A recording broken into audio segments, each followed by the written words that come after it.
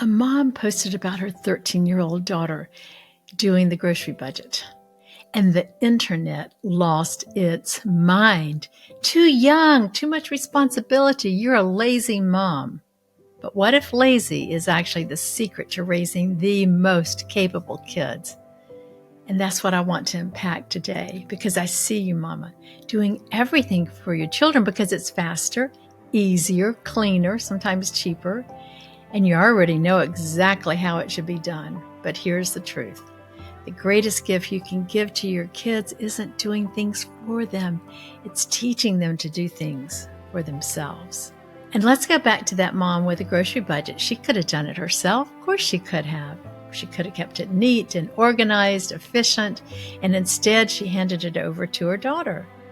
And when people shamed her for it, I love this. She said, "I'll take lazy as a compliment." But here's the question.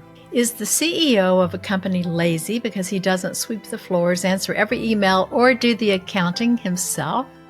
Of course not. He's running a business. He's leading. He's equipping people. He's creating an environment where others learn, grow, succeed, thrive. Mama, that's exactly what you're doing when you hand off responsibility at home. You're not being lazy. You're being wise. It takes a lot more wisdom to hand things over to your young children than to do everything yourself. You're leading your family like a CEO who knows the value of telling others rise into their roles. And this is what I call strategic stepping back. It's not neglect. It's not checking out. It's intentional parenting that builds capable humans. Now here's the problem. We totally underestimate our kids all the time. They are far more capable than we give them credit for. But we're so busy, we're so controlling, and we're afraid of the mess. And in trying to protect the kids from struggle, we actually rob them of the chance to discover their own strength. So let me ask you this. What if the more you do for your kids, the less capable they become? I know that sounds backwards, but stay with me, Mama. Picture your toddler helping with dishes. The sink is a tsunami zone. There's water on the counter, there's water on the floor, there's water on the dog. The spoons are slippery, the plates are clanking, and bubbles are everywhere. But that little face, oh my goodness, absolutely glowing.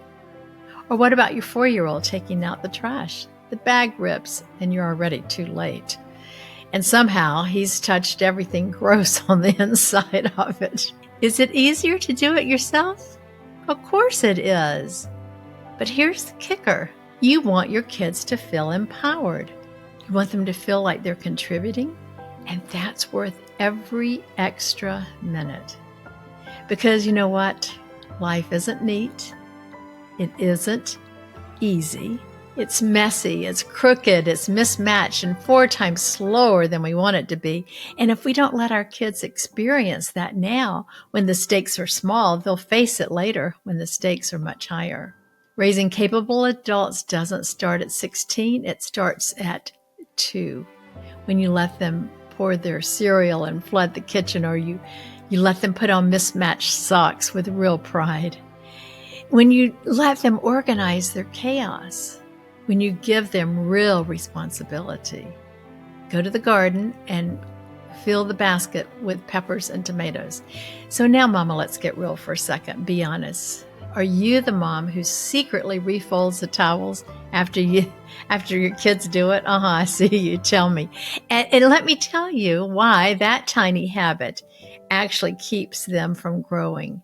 Because when you redo their work, the message is not good enough. Let me fix it. But when you let the towels stay crooked, you send a better message. I see your effort. I trust you. Thank you. And effort builds confidence, and perfection builds pressure. So how do we actually practice this lazy style of parenting in real life? Let me give you 3 simple ways. First, hand off one daily task. Maybe you always do it yourself. Maybe it's setting the table, folding towels, watering the plants, gathering flowers for the table. And then, this is the hard part, don't hover. Don't fix every mistake. Don't swoop in. Let them own it. Who cares if it's perfect? Who cares if there's a purple napkin here and a brown napkin over here? Who cares? Second, pause before you say yes when your child asks you for help with something that they can do.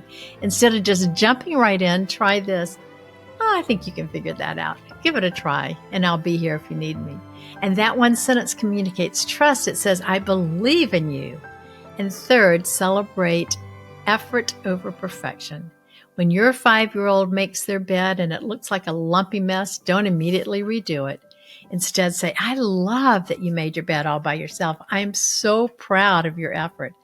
Because effort is what grows independence. Perfection only creates fear of failing. So let me give you an example from my own life. When my grandchildren come over, they love to help Mimi. And let me tell you, their help is chaos. One is stacking cups like a tower. Another might be sweeping the dog instead of the floor. Someone's sitting on the floor and stirring flour all over the floor. But their little faces are glowing. They're learning. They're building competence one messy moment at a time. And that matters more than my kitchen floor. So I want you to pause and I want you to think about your own childhood. What were the things you learned young that still serve you today? Maybe it was cooking with your grandmother. Maybe it was learning laundry because your mom worked long hours. Maybe it was walking to the store with a handwritten grocery list. Those weren't just chores. Those were gifts. They built independence. They built confidence. They gave you a sense of, I can do this. And that's what we want to give to our children. It's exactly what you're giving your children when you step back. So step back. So now here's the heart of it. Your job as a mother isn't to make everything easy. It's to equip your children to handle life when it's hard, when it's really hard.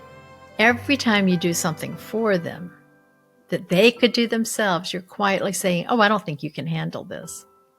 But when you step back, even when it's messy, you're saying, I believe in you. I trust you. You've got this. And that's what creates resilient adults. And that's what we want our children to grow up to be.